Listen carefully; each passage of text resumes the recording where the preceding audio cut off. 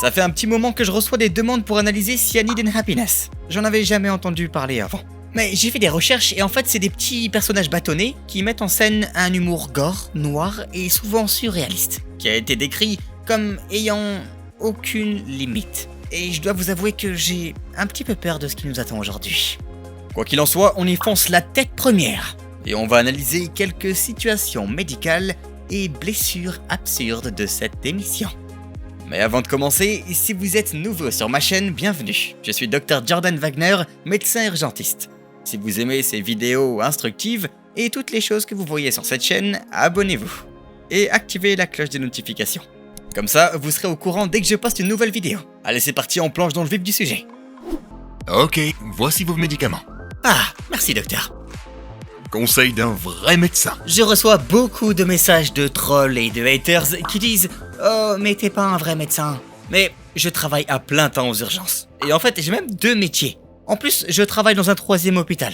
Du coup, je travaille vraiment beaucoup en tant que vrai médecin. Parce que, ne vous inquiétez pas, je suis un vrai docteur. Si un jour vous doutez qu'un docteur ne soit pas vraiment celui qu'il prétend être, vous pouvez le rechercher sur internet et vous pourrez voir à quelle école de médecine il a été, où il a eu ses diplômes, les certificats qu'il a obtenus, etc. De l'anxiété, j'ai exactement ce qu'il vous faut. Prenez-en 3 pour vous, mon petit vilain. Et quelques remontants pour vous stimuler et quelques calmants pour vous redescendre.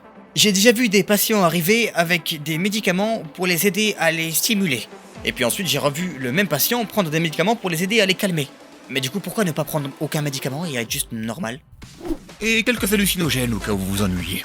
Et n'oubliez pas, parole de vrai médecin. Oh, c'est pas bon ça, faites jamais ça. Là, vous voyez une scène où quelqu'un avale tous ses médicaments d'un coup. On appelle ça la polypharmacie. Et vous avez aucune idée des interactions de ces médicaments ensemble dans le corps. Il faut vraiment regarder quelles réactions peuvent arriver. Il y a des sites internet où vous pouvez entrer les différents médicaments que vous prenez et voir s'ils sont compatibles entre eux. Ou si au contraire ils vont amener à une mauvaise réaction. Je me sens pas très bien.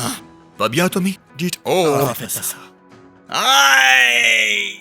C'est comme ça quand tu es impatient. Et super, oubliez pas ça aussi le matin et ça le soir.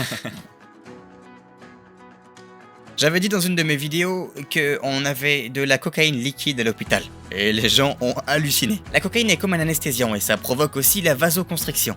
Si on y réfléchit bien, novocaïne, lidocaïne, benzocaïne finissent tous en caïne. Donc ils sont tous de la même famille. Tous des anesthésiques. Qu'est-ce qui lui arrive, docteur? Je suis désolé, madame Henry. Oh mec, il est très cacatique.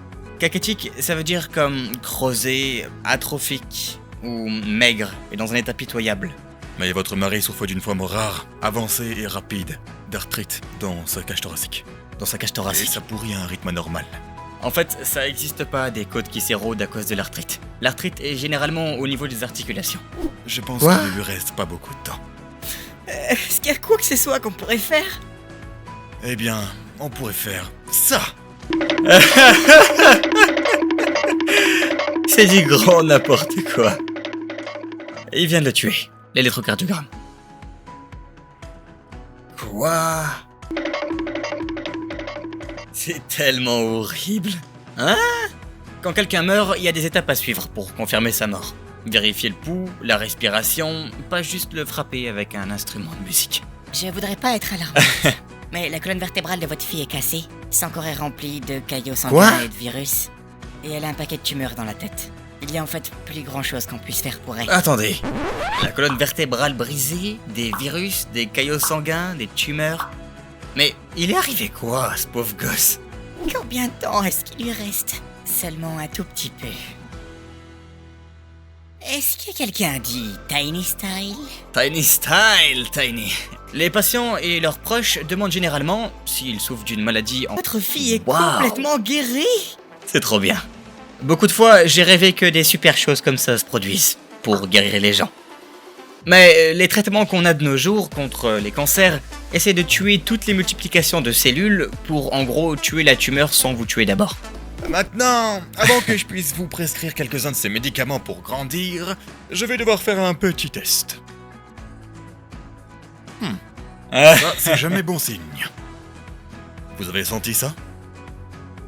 Avec le marteau réflexe sur le genou, on tape sur le tendon de la rotule et on voit si les personnes sont hyper-réflectives ou hyporéflectives ou normales. Ça fait le classique boing que vous voyez le truc là qui fait bizarre. En fait, on peut le voir sur d'autres tendons dans le corps. Allez, c'est parti, docteur, tu connais. Tournez votre tête et comptez.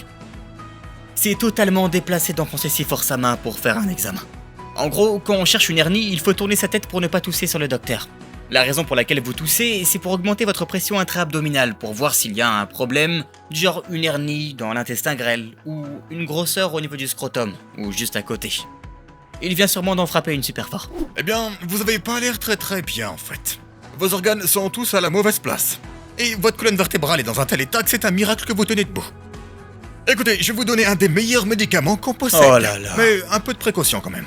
Ces médocs vont sûrement vous faire voir des putains de trucs chelous. Je sais pas quel genre de médicament il va lui donner, qui va lui faire voir des trucs bizarres. Les antidouleurs peuvent parfois vous faire ressentir des choses bizarres et halluciner un petit peu. Y a aucun médicament qui n'a pas d'effet secondaire potentiel, donc un truc auquel il faut faire attention. Scalpel. Ok, il y a de la musique dans le bloc opératoire, normal. On dirait qu'ils ont utilisé un scalpel avec une lame de 10 ou 15. Et on dirait qu'ils retirent le cœur et que le cœur bat encore un petit peu. Maintenant, la question que vous allez vous poser, c'est est-ce que le cœur peut battre hors du corps? Généralement, pas plus d'un battement ou deux. Parce que son fonctionnement est basé sur le flux sanguin, même s'il y a un circuit électrique. Cœur du donneur. Le donneur, c'est un gâteau? Et une bougie. Attendez, quoi? Joyeux anniversaire! Joyeux anniversaire! Oh là là, c'est vraiment le bordel. Fais un vœu! Mais il a un masque de toute façon. Pas le choix. Oh, c'est pas stérile. Non, il se passe pas ça au bloc. Hey, docteur, je voulais juste vous dire merci pour m'avoir sauvé la vie. Vous êtes un miracle de la profession. D'ailleurs, votre cœur est un gâteau. Oh là là. Est-ce qu'une personne peut survivre sans cœur? Oui, tant que son sang est pompé avec une machine qui est connectée à un gros flux en entrant et sortant. Maintenant, avec la pandémie de Covid, nous utilisons un dispositif qui est appelé ECMO, qui veut dire oxygénation par membrane extracorporelle. En fait, le sang circule à l'extérieur du corps et est ainsi oxygéné. Un peu comme si on se servait de vos poumons et qu'on les remettait à l'intérieur. C'est fou tout ce qu'on peut faire. Du coup, le CMO n'est pas utilisé directement, en fait juste en dernier recours. Si quelqu'un est sur son lit de mort, on essaie de lui sauver la vie et de lui faire gagner du temps, pour permettre au corps de se guérir lui-même. Alors franchement, c'était vraiment sympa. Je savais pas dans quoi je m'embarquais avec Cyanide et Happiness, mais c'était vraiment drôle. Et en vrai, les scènes médicales sont assez précises, donc très divertissantes. Dites-moi ce que vous en pensez, si je devrais analyser un autre épisode, faites-le moi savoir. Si vous avez une émission ou un film que vous aimez qui met en scène des situations médicales que vous voulez que j'analyse et que j'explique en détail, dites-moi ça dans les commentaires, et dites-moi quel épisode. Et même si j'ai loupé des scènes dans Cyanide and Happiness, que je devrais voir pour une autre vidéo. Comme toujours, assurez-vous de vous abonner à la chaîne si vous voulez voir plus de vidéos amusantes comme celle-ci. Et allez voir ma playlist de réactions juste ici pour retrouver toutes les analyses de vos émissions préférées. Merci d'avoir regardé et restez en bonne santé les amis.